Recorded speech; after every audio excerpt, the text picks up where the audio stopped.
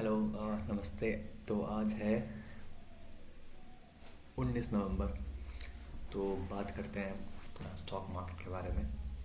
तो सबसे पहला न्यूज़ है कि कल बंद स्टॉक मार्केट 20 नवंबर को, क्योंकि महाराष्ट्र में इलेक्शन होने वाला है। पता नहीं कौन जीतेगा। महाराष्ट्र में इलेक्शन का बहुत ज़्यादा फर्क अडानी ग्रुप के शेयर्स पे पड़ेगा, बहुत फ़र्क पड़ेगा। क्योंकि आप टेक्निकल चार्ट भी देखो अडानी ग्रुप के, तो ऐसा ही दिखा रहे हैं कि कुछ चीज़ के लिए तो वेट एंड वॉच में है अडानी ग्रुप के शेयर्स। तो देखते हैं क्या होता है। और कल सारे गैस के शेयर्स की बड़ी धुलाई पिटाई हुई है। आईजीएल, महाराष्ट्र गैस लिमिटेड, ये सब का तो भाई सर्किट ही लग गया, लोअर सर्किट। बट हाँ, ये सबसे यूनिक चीज़ थी जो मेरे को समझ में आया कि यार सारे गैस शेयर्स का तो मतलब धुलाई पिटाई हो गया, लेकिन अडानी टोटल गैस सिर्फ 2% गिरा है, सिर्फ 2%। तो कहीं ना कहीं कुछ स्ट्रेंथ दिखा रहा है और कुछ ऐसी चीज़ें बता रहा है कि शायद कुछ तो बात है, कुछ तो न्यूज़ है, कुछ तो है जो उसके उसके पीयर ग्रुप के सारी कंपनी 20% का लोअर सर्किट लगाती है और वो सिर्फ 2% करता है। तो देखने लायक चीज़ है, क्योंकि गेल जो नोडल एजेंसी है सारी गैस कंपनीज की, तो उन्होंने कहा कि वो 13% कट करेंगे सप्लाई में। तो इससे तो स्वाभाविक रूप से सारी गैस कंपनी की प्रॉफिटेबिलिटी पे बहुत असर पड़ेगा। और ऐसा कट उन्होंने अक्टूबर में भी लिया था, 12-15% का। तो सारी कंपनी ने बोला ठीक है, अभी तो हम लोग देखते हैं आगे क्या करेंगे। अभी गैस सप्लाई सारे कस्टमर को तो हो रहा है, लेकिन इससे उनका प्रॉफिटेबिलिटी बहुत असर पड़ेगा। तो उन्होंने ऐसा कहा है कि आने वाले टाइम में हम रेट बढ़ाएंगे। तो रेट वो कब बढ़ाएंगे, क्योंकि गैस का बहुत ज़्यादा यूज़ मुंबई वगैरह एरिया में होता है, तो अभी तो वो नहीं बढ़ाएंगे। तो जैसे ही इलेक्शन ख़त्म होता है तो आपको ये सुनने को मिलेगा कि गैस सेक्टर के जितने भी कंपनीज हैं उन्होंने अपने अपने रेट बढ़ाए। सीएनजी पीएनजी वाले का दाम भी बढ़ने वाला है। तो मेरे को लगता है कि कुछ समय के लिए प्रॉफिटेबिलिटी पे तो हिट होगा। जैसे अब मान लो उन्होंने दाम बढ़ा दिए, तो वो तो कम नहीं होने वाला, लेकिन जो उनको गैस का सप्लाई था वो तो फिर बाद में नॉर्मल हो जाएगा। तो अल्टीमेटली लॉन्ग टर्म में इनकी कंपनी को फ़ायदा है, शॉर्ट टर्म में थोड़ा नुकसान है।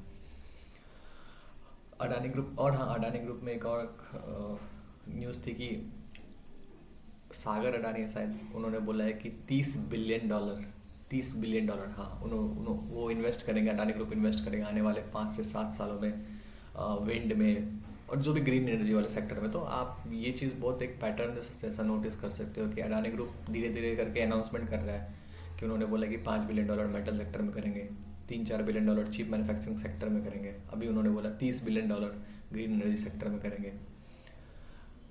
तो मतलब कहीं ना कहीं इन्वेस्टमेंट का दौर अडानी ग्रुप में स्टार्ट हो चुका है। तो आने वाले टाइम में मेरे को लगता है कि अडानी ग्रुप स्टॉक्स अच्छा ही करने वाले हैं, ज़्यादा अच्छा ही करने वाले हैं। अभी तो बहुत ज़्यादा प्रॉब्लम है, हाँ, लेकिन आने वाले टाइम अच्छा होगा। और आगे बात करते हैं रिलायंस इंडस्ट्रीज़ के बारे में। मेनली वो जो खबर थी कि उन्होंने डिज्नी के इंडिया बिजनेस के साथ मर्जर किया, पर उसमें एक जो प्रॉब्लम है और जो मेरे को लगता है रिलायंस को नहीं करना चाहिए, बहुत बचकानी हरकत है। एक कोई लड़का है, वो JioHotstar.com का डोमेन नेम खरीद के रखा था। एक्चुअली उसने पता नहीं क्या दिमाग लगा के उसने सोचा कि इसका मर्जर होगा। जैसे जियो, हाँ, उसने बोला था कि जब जैसे ही मेरे को JioSaavn के मर्जर का पता चला तो मेरे को लगा कि आने वाले समय में शायद जियो डिज्नी हॉटस्टार का भी मर्जर हो सकता है। तो मैंने JioHotstar.com डोमेन खरीद लिया और अब वो रिलायंस से 1 करोड़ रुपये मांग रहा है। तो मेरे को लगता है दे देना चाहिए 1 करोड़, ज़्यादा अच्छा रहेगा। लेकिन रिलायंस ने मना कर दिया, अब उस पर कोर्ट केस फाइल कर दिया रिलायंस ग्रुप वालों ने। तो अगर मान लो रिलायंस का कोई कॉम्पिटिटर उस बंदे से 1 करोड़ रुपये खरीद लेता, तब तो रिलायंस को 1 करोड़ की चीज़ 10 करोड़ में पड़ जाएगा। तो पता नहीं रिलायंस वाले क्या सोच रहे हैं। बट ये खबर है, तो इस मेरे को लगता है कि सही नहीं है, ये बहुत चीप हरकत है रिलायंस की तरफ से। इतनी बड़ी कंपनी उनके बाद जो थोड़ा दिल भरा रखना चाहिए रिलायंस को। और दूसरी खबर रिलायंस से ही है, लेकिन उनके छोटे भाई अनिल अंबानी जी, तो उनकी कुछ कंपनियां हैं, रिलायंस इंफ्रास्ट्रक्चर लिमिटेड और रिलायंस पावर लिमिटेड, शायद वो डेट फ्री है। तो उसमें वो आगे ग्रोथ का प्लान देख रहे हैं और उन्होंने RGCC, रिलायंस ग्रोथ कॉरपोरेट, कुछ RGCC करके सेटअप करने का सोचा है 2030 तक। तो उसमें वो कॉरपोरेट से रिलेटेड कुछ काम करेंगे। तो देखते हैं रिलायंस ग्रुप के मतलब रिलायंस ग्रुप की ही कंपनी है, लेकिन हाँ, देखते हैं इस ग्रुप में क्या हो सकता है। अनिल अंबानी ग्रुप के, रिलायंस के अनिल अंबानी ग्रुप में क्या क्या आने वाले समय में हो सकता है। लेकिन हाँ, मेरे को लगता है कि टर्न अराउंड हो रहा है, जैसे Reliance infrastructure limited, Reliance power limited पर ध्यान देना चाहिए। देखते हैं आगे क्या होता है। तो ये खबर थी रिलायंस से रिलेटेड। रिलायंस पर कुछ ज़्यादा है नहीं। फिर यूएस में वही कि एलॉन मस्क को DOG, department of government efficiency का हेड बनाया गया। उसमें शायद विवेक रामास्वामी एजुकेशन डिपार्टमेंट संभालेंगे और रॉबर्ट कैनेडी हेल्थ डिपार्टमेंट है उनको दिया गया। और एक चीज़ खबर निकल के आ रही है कि डोनाल्ड ट्रंप जितने लोगों को दे रहे हैं मतलब नॉमिनेट कर रहे हैं अपने टीम में, वो ज़्यादातर एंटी पाकिस्तान है। तो पाकिस्तान को थोड़ा बहुत प्रॉब्लम हो रहा है कि अरे यार ये मतलब सारे तो एंटी पाकिस्तान है, तो इंडिया को फ़ायदा होगा आने वाले समय में। और इंडिया में भी एक डिपार्टमेंट है DOGI, department of government inefficiency तो है ही ना। डॉजी इंडिया में है और अनऑफिशियल है डॉजी, लेकिन है हाँ, इंडिया के हर डिपार्टमेंट में डॉजी है, DOG, department of government inefficiency. तो अब देखते हैं इंडिया में भी डॉज टाइप का होना चाहिए। एक्चुअली पहले ही हो जाता, अभी मतलब होना चाहिए। हम लोग बात नहीं कर रहे थे, अगर प्रशांत किशोर की बात मोदी जी मान रहे थे। प्रशांत किशोर ने बोला था भारत विकास मिशन बनाने के लिए, जैसे ऐसा नहीं था वो गवर्नमेंट इफिशियंसी पे काम करता, हाँ वो गवर्नमेंट को अच्छा सजेशन देता। उसमें क्या था कि दुनिया भर से जितने टैलेंटेड लोग हैं अगर उनको इंडियन गवर्नमेंट के साथ काम करना है तो वो कर सकते हैं। जैसे उन्होंने बनाया IPAC, मतलब जो जितने लोग IPAC में काम कर रहे हो किसी पॉलिटिकल पार्टी के लिए काम नहीं कर रहे हैं, वो एक समय के लिए किसी पॉलिटिकल पार्टी के साथ काम करते हैं, फिर दूसरे पॉलिटिकल पार्टी के लिए काम करते हैं। मतलब बिना पॉलिटिकल पार्टी में शामिल हुए आप डेमोक्रेसी में पार्टिसिपेट कर सकते हो। तो उन्होंने बनाया था, बोला था बनाने भारत विकास मिशन, मतलब बिना गवर्नमेंट में शामिल हुए, है ना, वो जॉब वगैरह लिए आप गवर्नमेंट की हेल्प कर सकते हो और उसको पैसे भी मिलेंगे आपके। लेकिन पता नहीं क्या कारण हुआ, उन्होंने मना कर दिया मोदी जी ने। तो ऐसा नहीं है कि इंडिया वाले नहीं सोचते, पहले भी हो सकता था। अब में भी जब प्रशांत किशोर में भी आगे जब कुछ अच्छा बने या कुछ ऐसा पावर उनके पास है तो ऐसा हो सकता है, हो सकता होगा मे भी ज़रूर होगा। इंडिया में ऐसा कुछ नहीं है कि अमेरिका वाले के पास ज़्यादा दिमाग है। और डॉज में डिपार्टमेंट ऑफ गवर्नमेंट डिफेंस में सिर्फ अमेरिकन सिटीजन ही अप्लाई कर सकते हैं, तो इंडिया वालों को कोई चांस नहीं है। हम लोग सिर्फ देख सकते हैं। अच्छा, बहुत अच्छा हो रहा है। और US की मार्केट पे थोड़ा बात कर लें। US का मार्केट को कुछ पता ही नहीं चल रहा है क्यों, करना क्या चाह रहे हैं, है ना। कभी उनका फेड का चेयरमैन भाई आते हैं, उनको भी समझ में नहीं आ रहा कि क्या करना क्या है। मतलब बड़ा कंफ्यूजिंग बुल मार्केट है US का। बुल मार्केट कह सकते हैं, बड़ा कंफ्यूजिंग है, चुलबुल टाइप का बुल मार्केट है US का। तो उसका दुनिया के सारे मार्केट पे उसका असर पड़ेगा, चुलबुला मार्केट का। इंडियन मार्केट भी बड़ा कंफ्यूज है कि करना क्या है, आगे जाना है पीछे जाना है। तो वही है, कुछ ज़्यादा नहीं है इंडियन मार्केट में। और क्या, हाँ एक चीज़ है कि जो कंज्यूमर सेक्टर है उसका थोड़ा रिजल्ट अच्छा आ रहा है, जो FMCG सेक्टर है उसका रिजल्ट अच्छा आ रहा है।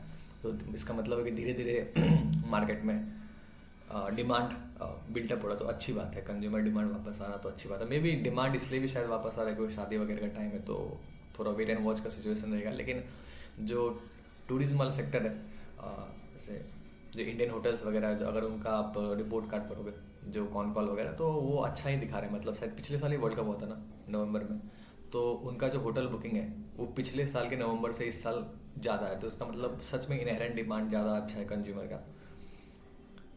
तो लेकिन मतलब बड़ा अजीब सा सिचुएशन है कि इकॉनमी कुछ पार्ट में डिमांड बहुत अच्छा आ रहा है, सेम कुछ पार्ट में डिमांड बहुत लेथर्जिक डिमांड आ रहा है, कुछ पता ही नहीं चल रहा।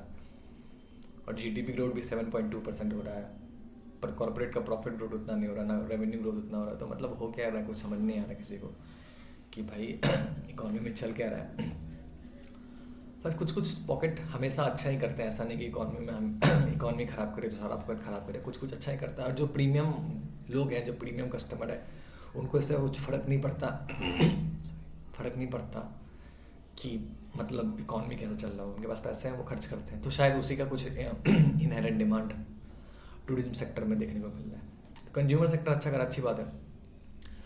और जो मैन्युफैक्चरिंग में आने वाले समय में जो ग्रोथ आएगा, मतलब लोग और गवर्नमेंट कह रहे हैं कि हम फोकस करेंगे, तो ज़्यादा ग्रोथ रूरल एरिया में आएगा, क्योंकि मैन्युफैक्चरिंग मुंबई और दिल्ली में लगने वाला है नहीं। तो आने वाले समय में रूरल एरिया रिलेटेड स्टॉक्स पे थोड़ा ध्यान रखो कि वो ज़्यादा अच्छा कर सकते हैं। क्योंकि अगर गवर्नमेंट का फोकस है मैन्युफैक्चरिंग, तो मैन्युफैक्चरिंग में कौन से लोग काम करेंगे, जो उस एरिया से रिलेटेड आते हैं, और मैन्युफैक्चरिंग प्लांट भी उस एरिया में लगने का चांस ज़्यादा है। तो विमेंस, जैसे साउथ इंडिया में बहुत सारे मैन्युफैक्चरिंग प्लांट में विमेंस काम करती है। तो आने वाले टाइम में जो विमेंस रिलेटेड स्टॉक हैं, जो रूरल इंडिया रिलेटेड स्टॉक है, मे बी एग्रीकल्चर भी अच्छा करे, rural India related stock, rural India related fintech company अच्छा करे। तो ये मेरा ऐसा सोचने का तरीका है। एनबीएफसी भी अच्छा कर सकती है मान लो, क्योंकि मेनली बैंक जो है ना थोड़ा प्रीमियम कस्टमर को ही लोन देते हैं, लेकिन एनबीएफसी थोड़ा रिस्क लेके उन कस्टमर को भी लोन देती है जो थोड़ा कम पैसे कमा रहे हैं। तो अगर मैन्युफैक्चरिंग बूस्ट होगा तो मेरा मानना है कि एनबीएफसी भी बहुत अच्छा करेगा। हर तरह का एनबीएफसी है, बजाज फाइनेंस थोड़ा प्रीमियम टाइप का एनबीएफसी होगी, जो नॉर्मल एनबीएफसी है उस तरह के। और गोल्ड लोन भी बहुत अच्छा करेगा, क्योंकि अगर रूरल एरिया में पैसा जाएगा तो गोल्ड लोन भी बहुत अच्छा करेगा। Ultimately gold loan, rural area related stocks अच्छा करने वाले हैं आने वाले टाइम में। 1-2 महीना नहीं, मतलब अगर आप 6-8 महीना, साल भर, 2 साल, 3 साल का सोच के चलो तो मेरे को लगता है कि ये ज़्यादा अच्छा करेंगे। तो ये था, और कुछ तो है नहीं आज के लिए ज़्यादा। और कुछ तो है नहीं। और हाँ, केमिकल सेक्टर भी अच्छा कर सकता है आने वाले टाइम में, मतलब 6-7 महीने के, अगर आप 6-7 महीने नहीं, अगर 2-3 साल का भी अगर आप पर्सपेक्टिव लेके चलते, क्योंकि पिछले 2 साल से तो बहुत बेकार परफॉर्मेंस है, मतलब सो ही गया पूरा सेक्टर। तो जगेगा तो अच्छा ही करेगा। तो केमिकल सेक्टर हो गया, शुगर सेक्टर हो गया, रूरल इंडिया रिलेटेड सेक्टर हो गया। रियल एस्टेट भी अच्छा करेगा, लेकिन जो real estate tyre 3 tyre 4 cities में, वो वाले रियल एस्टेट बहुत अच्छा करेंगे, क्योंकि पैसा उधर जा रहा है तो लोग उधर ही खर्चा करेंगे। तो तो ठीक है। मिलते हैं फिर।